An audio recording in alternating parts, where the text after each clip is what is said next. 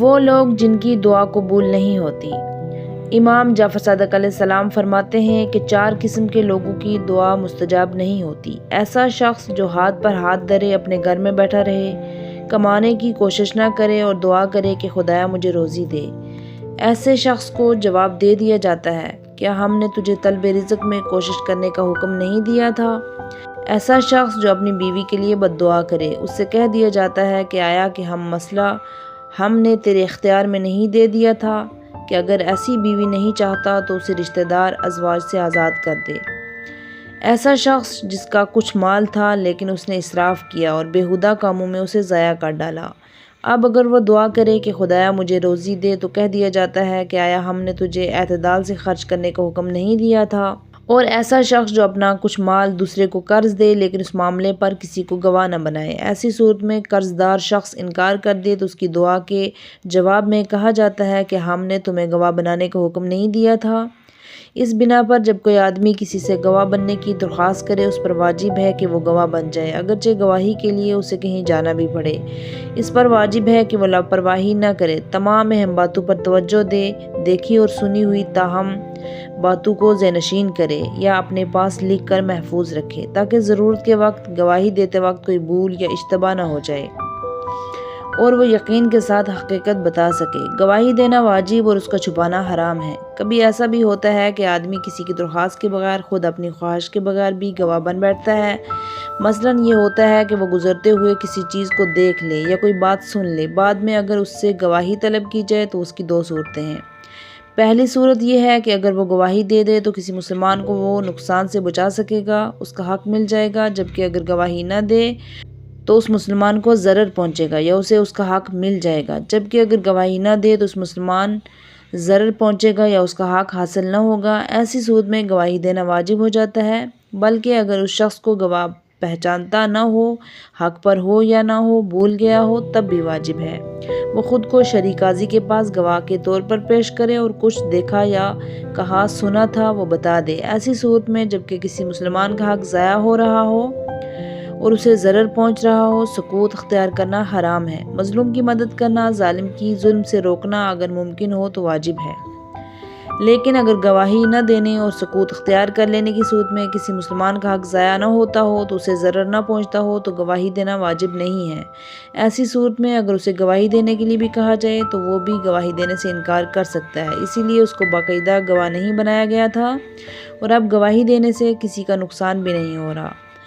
محمد ابن مسلم حضرت امام محمد باقر علیہ السلام سے یہ صحیح روایت نقل کرتے ہوئے کہتے ہیں، یعنی اگر آدمی کوئی گواہی سن لے لیکن اسے گواہ نہ بنایا گیا ہو تو اس کی مرضی ہے کہ چاہے وہ گواہی دے اور چاہے تو سکوت اختیار کرے۔ جس بات پر یقین ہے اس کی گواہی دو۔ گواہ کو گواہی کے تمام پہلو پر اچھی طرح توجہ دینی چاہیے اور گواہی دینے کا موقع آئے تو صرف انہی باتوں کی گواہی دینی چاہیے جن پر اسے یقین ہے۔ ایسی باتیں گواہی میں نہیں پیش کر دینی چاہیے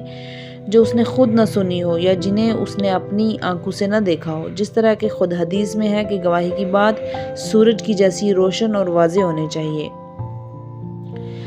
جب سچی گواہی سے کسی پر ظلم ہو، یہ بات جان لینی چاہیے، اگر گواہی دینے سے کسی مسلمان کی جان، مال، عزت، خود گواہ کی جان، مال یا عزت کو خطرہ لاحق نہیں ہونا چاہیے۔ گواہی چھپانا اس لیے حرام ہے اور گواہی دینا اس لیے واجب ہے تاکہ معاشرے میں عدل و انصاف قائم رہے اور معاشرے کا نظام صحیح روش پر چلتا رہے، ظلم کا خاتمہ ہو، ظالم کو سزا ملے، حقدار کو اس کا حق ملے۔ لیکن جب خود گواہی دینا ظلم کا سبب بن رہا ہو تو ایسی گواہی چھپا لینا واجب ہے۔ مثلاً آدمی جانتا ہے اگر ظالم کے خلاف وہ گواہی دے دے گا تو وہ بعد میں اس کا مال لوٹ لے گا یا ایذائیں پہنچائے گا یا اس کے کسی عزیز رشتہ دار پر ظلم کر بیٹھے گا، ایسی صورت میں گواہی چھپا لینا واجب ہے۔ اسی طرح اگر آدمی دیکھ رہا ہو کہ قرض دار قرض میں ڈوبا ہوا ہے، ادا نہیں کر سکتا، نہ ہی اپنے مفلس ہونے کو ثابت کر سکتا ہے، دوسری طرف وہ دیکھ رہا ہے کہ قرض دینے والا شخص مہلت دینے پر تیار نہیں ہے، تو ایسی صورت میں گواہی دے دینا کہ اس کا قرض دار ہے، بیچارے قرض دار پر ظلم ہو جائے گا، بس یہاں گواہی چھپا لینا واجب ہے۔ امام موسیٰ کاظم علیہ السلام کہتے ہیں، تم اللہ کے لیے گواہی دو، اگرچہ گواہی دینے میں خود تمہیں اپنے یا پانے والدین اور رضا اور اقربا کے خلاف کچھ کہنا پڑے، لیکن بہرحال تمہیں اپنی دینی بھائی کو گواہی چھپا کر نقصان دینا نہیں چاہیے، لیکن اگر تمہارے دینی بھائی کو نقصان پہنچنے کا خدشہ ہو تو گواہی نہ دو۔ امام جعفر صادق علیہ السلام فرماتے ہیں، اسین روایت کرتے ہیں کہ انہوں نے امام کو یہ کہتے سنا، خدا کے لیے گواہی دیا کرو اگرچہ والدین اور بیٹے کے خلاف کچھ کہنا پڑے، لیکن اپنے دینی بھائی کے خلاف ضمیر کی خاطر گواہی نہ دو۔ راوی کہتے ہیں کہ میں نے پوچھا ضمیر کیا چیز ہے؟ یہ اس وقت ہے جب کوئی حق رکھنے والا شخص اپنا حق حاصل کرنے کے سلسلے میں خدا اور رسول کے حکم کے خلاف ظلم پر اتر آئے۔ اس کی مثال یہ ہے کہ ایک شخص کا قرض دوسرے شخص کی گردن پر ہو لیکن وہ دوسرا شخص تنگی میں ہو۔ خدا تعالیٰ نے ایسی صورت میں اس کو اسودہ خال ہونے تک مہلت دینے کا حکم دیا ہے اور فرمایا ہے، اس کے باوجود قرض دینے والا شخص تم سے گواہی دینے کو کہے، اب چونکہ تم قرض دار شخص کی تنگ دستی سے واقف ہو اس لیے تمہارے لیے جائز نہیں ہے کہ تم گواہی دو، اس نے قرض لیا تھا۔ امام موسیٰ کاظم علیہ السلام سے ایک روایت ہے، محمد بن قاسم بن فضل نے امام موسیٰ کاظم علیہ السلام سے روایت نقل کرتے ہوئے کہا،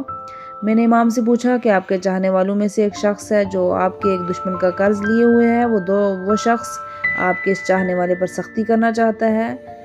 اور جیل بھیج دینا چاہتا ہے۔ خدا جانتا ہے کہ اس کے پاس قرض ادا کرنے کے لیے رقم نہیں ہے اور نہ ہی وہ ادا کرنے پر فی الحال قادر ہے۔ اس کے پاس اپنی تنگ دستی ثابت کرنے کے لیے بینہ دو عادل آدمیوں کی گواہی بھی نہیں ہے۔ آیا ایسی صورت میں وہ اپنی تنگ دستی ثابت کرنے کے لیے اس پریشانی کو اسودہ خالی ہو جانے کے لیے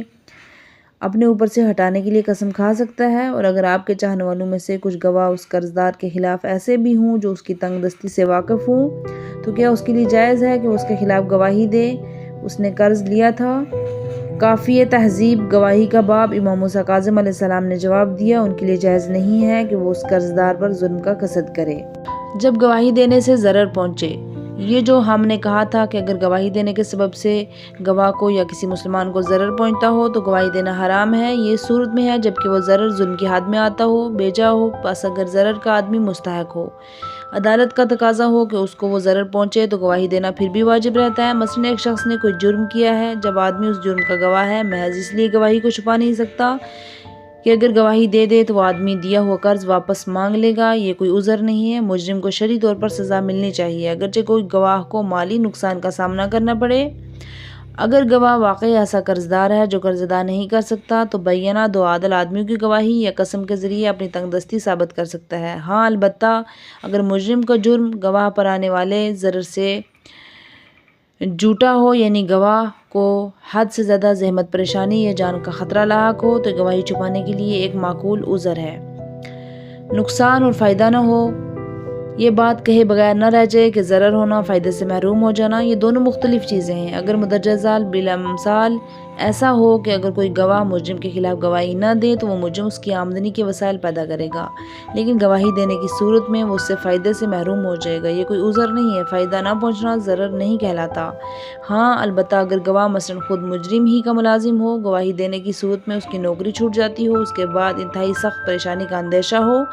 عرف عام میں اس کو ضرر کہا جائے گا، آدمی گواہی چھپا سکتا ہے۔ خلاصہ یہ ہے کہ جھوٹی قسم، جھوٹی گواہی، گواہی چھپانا، ان تینوں میں سے ہر ایک گناہ کبیرہ ہے۔ اس صورت میں گناہ کبیرہ ہے جب کوئی ضرر اس سے ٹکراؤ نہ رہا ہو۔ پس اگر ناحق گواہ کو کسی اور مسلمان کو ضرر پہنچنے کا اندیشہ ہو تو یہ تینوں گناہ نہیں رہتے بلکہ جائز ہو جاتے ہیں۔ بعض موقع تو ایسے ہوتے ہیں جب مثلا جان بچانے کے لیے جھوٹی قسم کھانا، جھوٹی گواہی دینا یا گواہی چھپا لینا واجب ہو جاتا ہے۔ بہرحال اصول یہ ہے کہ جو چیز زیادہ اہم ہو اسے اختیار کر لینی چاہیے۔